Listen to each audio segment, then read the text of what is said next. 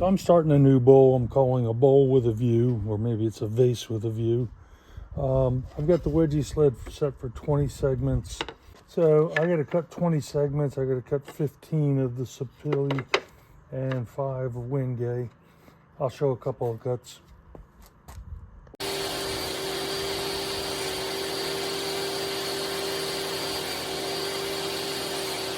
Well, this structure starts off like a normal segmented structure.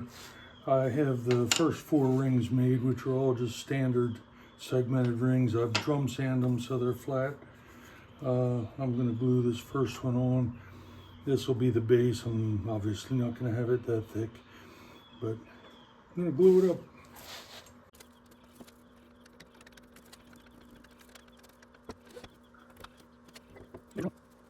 So I have the first 3 rings mounted on my bowl or vase with a view.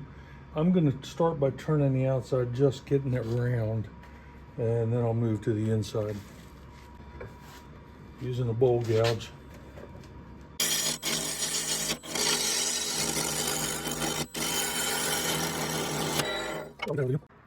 Up to this stage, this bowl has pretty much been a standard segmented bowl. This ring deviates from that, and so does every ring after that. I am going to try a method to avoid the pieces of maple from getting any glue on them. So what I want is the wax paper to be long enough that I can wrap the bottom and the 2 sides reasonably tight, but have the ends still be on the top, so I can just put a piece of tape on it. So this is going to be a pretty easy glue up, because all I really want is this middle piece.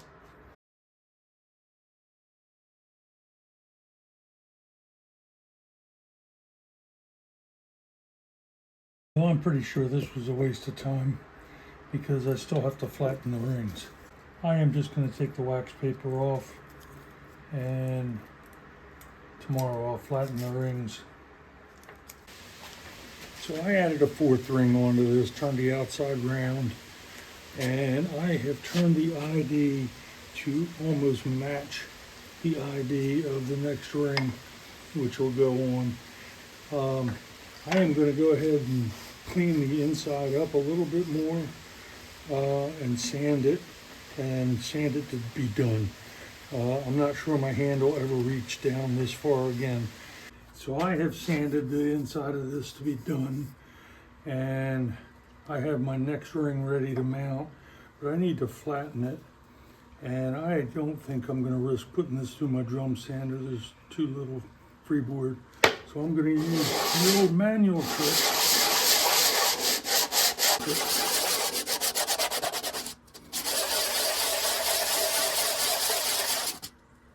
Okay, now the adventure begins.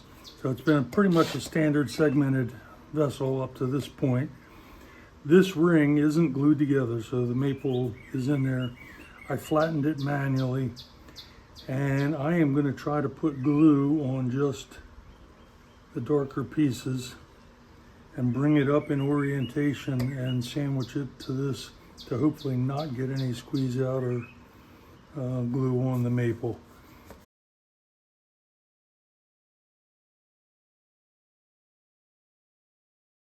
Okay, I've had this ring on here for an hour or so, and I am going to try backing it off and see if the maple is not glued.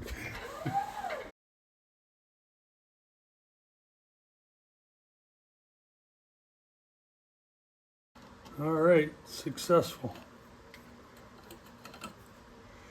So I will leave those off, and I'm going to try to glue the next ring on with a similar process. And I've hot melt glued in the pieces of maple into ring 7. Ring 8 I have not, because they need to be removed for gluing on the next pieces. So I'm going to remove the clamp and hopefully remove the maple. So the next ring is going to require a different process because it's just one piece of Wenge. Once I figure out what that is, I'll show it. Okay, I think I have a process. So I have flattened ring 9 and 10. They're identical. By placing it on here, I noted that it needs to stick out about a 1/16 of an inch further than this. And obviously it's going to go about like that. But I taped 3 of the pieces of maple together, and I'm going to use them as a spacer. That way I know they all fit when I'm done. So it's going to go like that. I'm going to draw a small line, pencil line, that probably only I can see, but that gives me the orientation of the first piece, and then I'll keep going as I go around.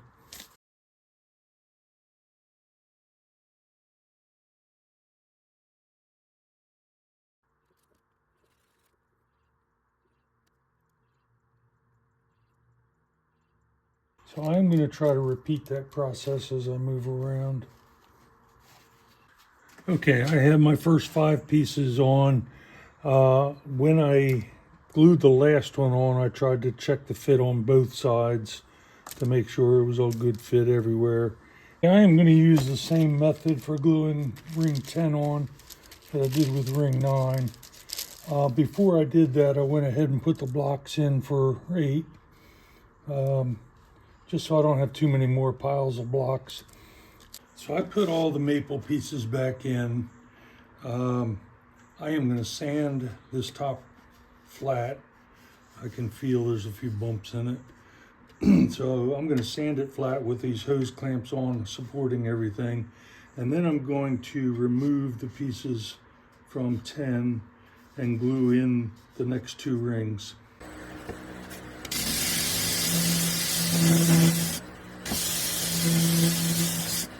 So I'm going to flatten ring 11 and ring 12, and I have resorted to getting them fairly flat, putting the hose clamps on as far down as I could go so I can run them through the drum sander. And if I have tabs hanging out, I make sure they're not pointing up. So I'll go ahead and run these through the drum sander. I'll show a pass or two.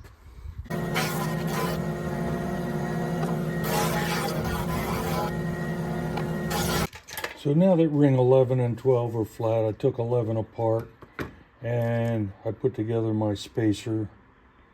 I have resorted to putting a piece from the prior ring on just as a just to support it so it's not flopping around on me.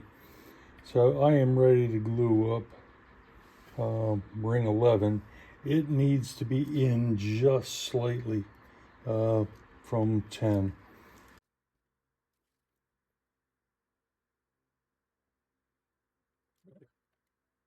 These are the top 2 rings, and I want 2 rings on top so that I can bricklay and get better strength. And I cut this wood the same thickness as the rest of the rings, but I think I want them thinner. So they need to be flattened anyway. I'm just going to keep going on the drum sander and get them down to maybe 3/8 each.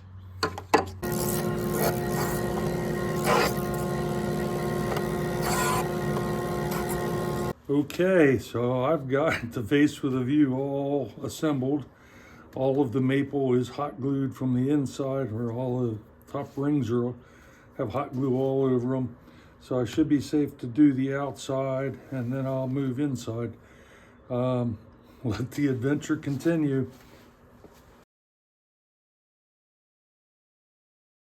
The outside turning is done, but I'm going to switch to sanding. I won't video that, but I'm planning to sand it down to at least 600 grit. So I found this old tape, and it's really old. I could tell you who it's from, but I doubt they make it anymore. But it used to be for wrapping boxes back before packing tape became popular.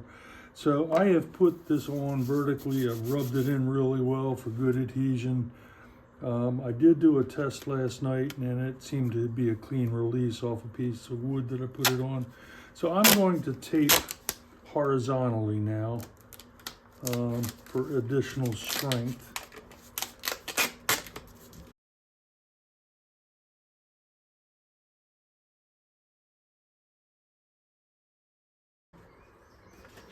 Okay, I am ready to start the inside turning.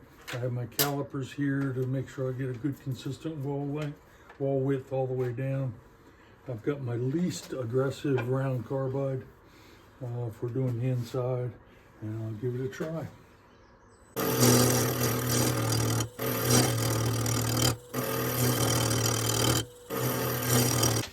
Well, the turning is complete inside and out, and I'm going to sand the inside the same way I did on the outside to 600 grit or 800 grit before I pull off the tape. I'll come back when it's time to take off the tape. So I went ahead and cut it off while I still had the tape on for strength, and it's ready to remove the tape. So let's see what we got.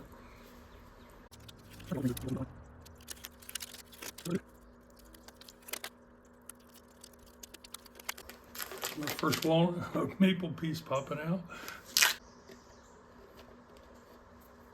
Well, that maple's just gonna fall out of there.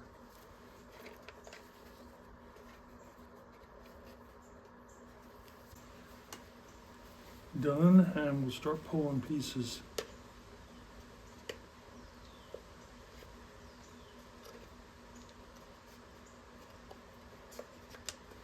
So there's one hole open.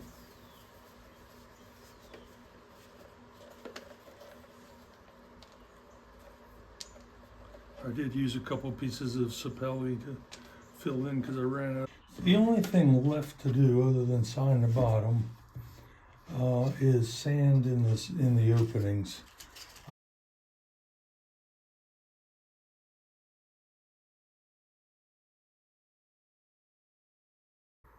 So I've been spraying lacquer on this. I've got 4 coats on. I'm going to do some light sanding with maybe 320 grit and then apply some more. But the next scene you'll see will be a completed vessel.